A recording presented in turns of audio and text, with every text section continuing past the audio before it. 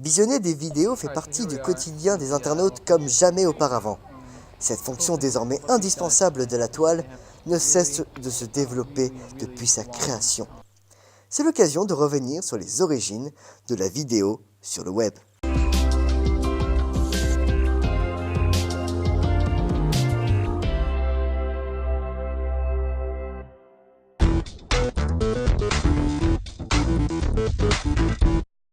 Parlons des formats vidéo.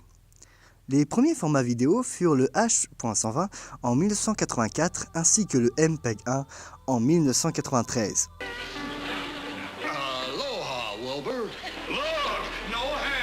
Aujourd'hui, nous avons le choix entre une infinité de formats parmi lesquels on retrouve le Windows Media, QuickTime, Flash Video, Real Media ou encore le MPEG.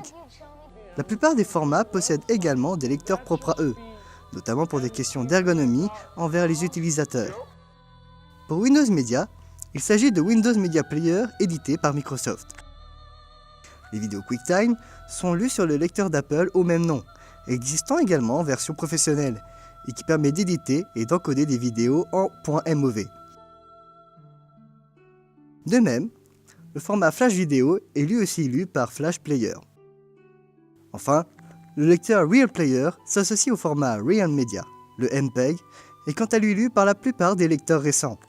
Toutefois, à ce jour, il existe des lecteurs capables de lire la grande majorité des formats existants comme VLC, ce qui facilite les questions d'ergonomie et de compatibilité. Il est possible ainsi d'exporter la vidéo, après réalisation du montage, sous l'un des 4 formats cités précédemment.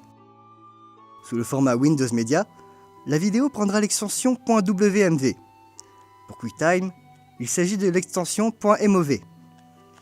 Avec le format Flash Video, l'extension sera .flv. Et enfin, l'extension sera .rm sous le format Real Video. On peut dès alors intégrer notre vidéo sur la page web.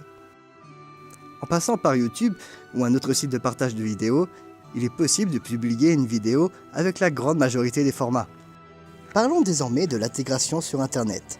Pendant de nombreuses années, il n'existait pas véritablement de normes, ni de standards pour publier une vidéo sur un site. En effet, chacun des formats existants avait leur propre code qui, toutefois, passait par l'utilisation de balises communes comme Object et Embed. Ces codes étaient longs et fastidieux à intégrer, ce qui limitait leur présence sur les sites web.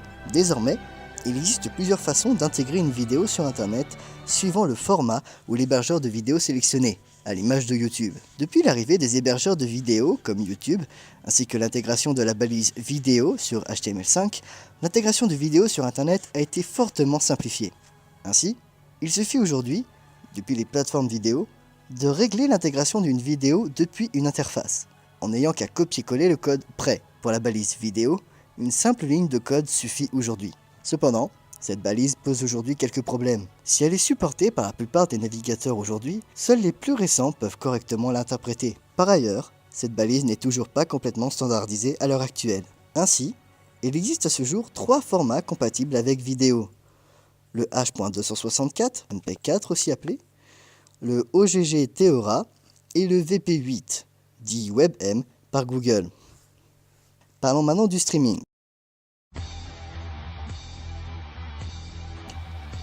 Le streaming permet la lecture d'une vidéo au fur et à mesure qu'elle est téléchargée. En ceci, elle s'oppose au téléchargement, qui demande la totalité du fichier avant de pouvoir être lu. Elle est utilisée principalement par les sites de partage de vidéos, les services de VOD et replay, ainsi que pour la diffusion de contenu en direct.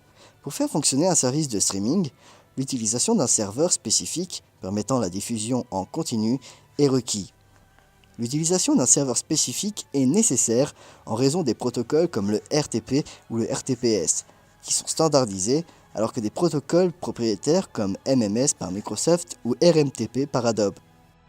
Le streaming requiert une connexion haut débit afin de pouvoir visionner la vidéo sans coupure et en bonne qualité. La technique s'est fortement développée avec la démocratisation du haut débit, ainsi que son utilisation systématique par les principaux sites de partage de vidéos. Depuis peu, Apple a mis au point une version dite HTTP du streaming, nommée HTTP Streaming Live. Cette vision permet la lecture en continu directement depuis le protocole HTTP et en exploitant le format de playlist M3U8. Cependant, il est à ce jour uniquement compatible avec les appareils et les technologies Apple, ainsi que sur les lecteurs VLC.